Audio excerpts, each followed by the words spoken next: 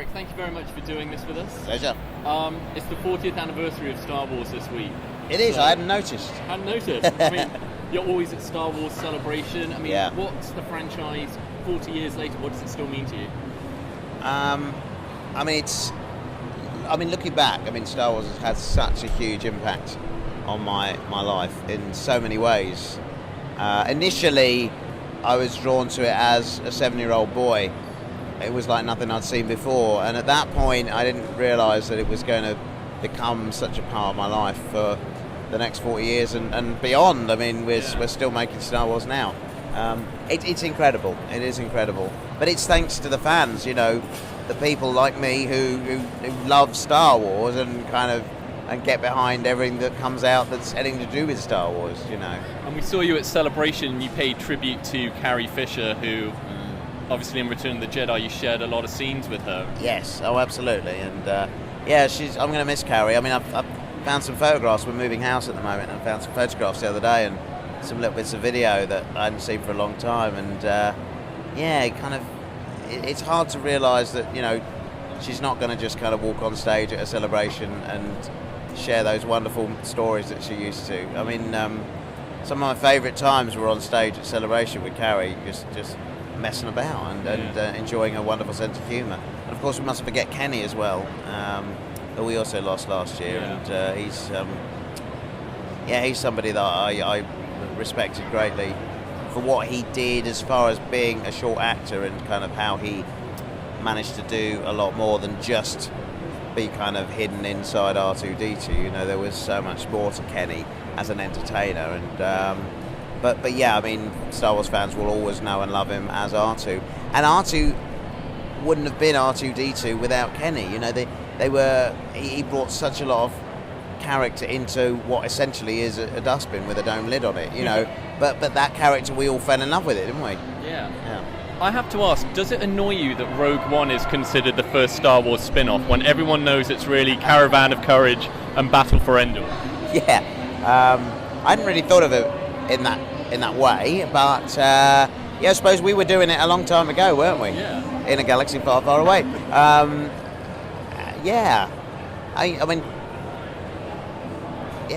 don't know what to say about that. How did those films get announced? Because you had been in Return of the Jedi, and when George Lucas came to you and said, we're making 2 Ewok films, how did that happen? He just sort of he just said, we're going to make movies about the Ewoks. I think a lot of it had to do with the fact that his daughter Amanda really fell in love with the Ewoks. And when obviously George is at home with her and she's talking about Ewoks a lot, he's thinking, well, maybe we should actually tell a little story about these characters and what they get up to, apart from the Battle of Endor we've just seen in Jedi. What are they about? So I guess that's where these ideas have come from. And and for George to it took a very bold step to make such a lavish production for television, basically. George is always paving the way in various areas of cinema and television, and then it followed on the Young Indiana Jones Chronicles, and now we see it in Netflix and everything. These very, very high quality TV series and films that are made for television now. So how long did they take to film, and what was it like for you? Because you were still 8 or 9 at the time. Well, when we did Jedi, I was 11. Then the Caravan of Courage, I was about 13. Okay. And then I was 15 for Battle for Endor. And they took about 8 weeks over the summer holidays. So spent time in Northern California, stayed just outside San Francisco in Marin County, which is where ILM used to be, and also filmed up on the ranch as well, and that whole area. There's some redwoods there, so we didn't have to go back up to Northern California where Oregon is, where we shot Jedi. We shot it more locally. Were you surprised when they killed Mace off for the second film? Because essentially they killed everyone for Battle of Endor and it's just you and Cindel. Yeah, but that's essentially that's who it's about, isn't it? It's about Wicket at the end of the day. You don't need all these other characters; they're pretty superfluous to the plot. But it's interesting. You kill a hero. It's kind of what they did in Rogue One, isn't it? Just everybody dies. Sorry, spoiler alert. But it's kind of interesting the way you have to deal with things sometimes. And I think he was pretty gutted. Eric Walker was gutted to be killed off like that. And how about Wicket speaking English? Was that your idea? Was it just kind of like we need more interaction with Cindel? You need interaction. You can't have subtitles on what is essentially something for younger audiences. And hanging around with humans, he's going to pick a bit of language up. Not choice language, obviously, but just some. And what's nice is that it shows that Ewoks are more intelligent than you probably take them for. Yeah. Initially, they can pick up language as well as kick stormtroopers' ass. And how grumpy was Wilford Brimley on set? Because there are stories that he did not like making the film. Really? No, he was all right. Really? Yeah, he was all right. I mean, I think he kind of got a bit method. The character he plays is a bit of a crotchety old geezer, isn't he? Yeah. And I think we kind of got a sense of that. That's a bit of Wilford himself. But he was fine. Yeah, he was all right.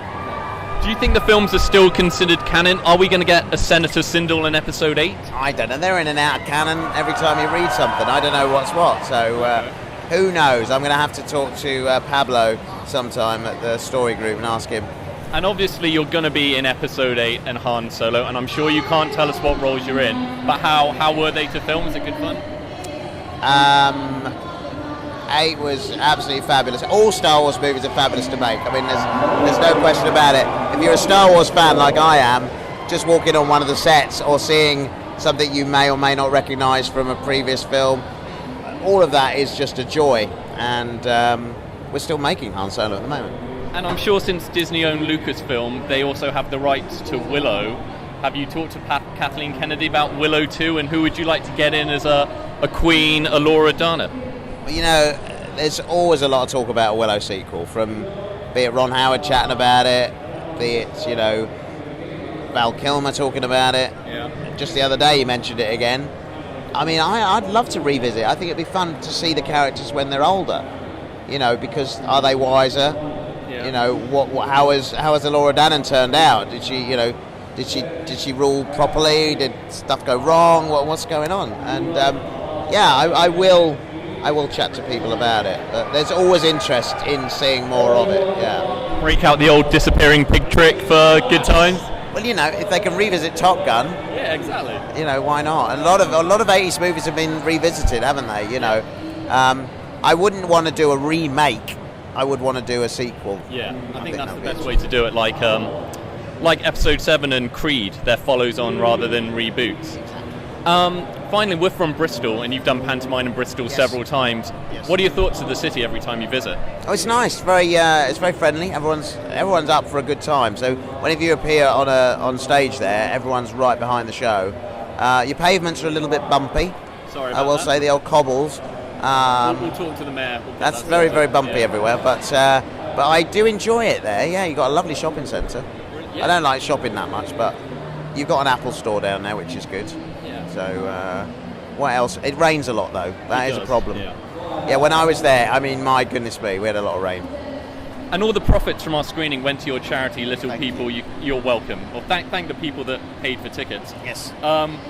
How's the charity going? How do you continue to support Little People in the UK? Well, Little People UK, we set up the charity to give advice, friendship and support to people with dwarfism, which is a condition I have, and my wife has, my kids have, and we know a lot of people who have the condition as well.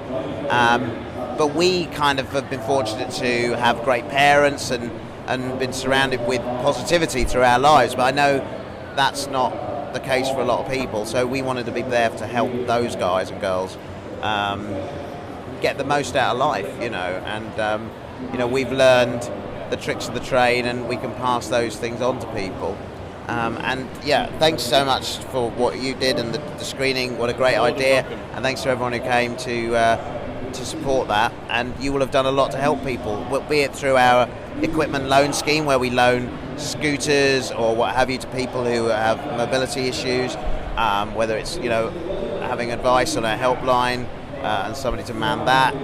There's so many ways that the money is used, but it's all put to very, very good use. Fantastic. Warwick, thank you very much. All right, cheers. The Cosmic Shed. Science fact. Science fiction. And everything in between.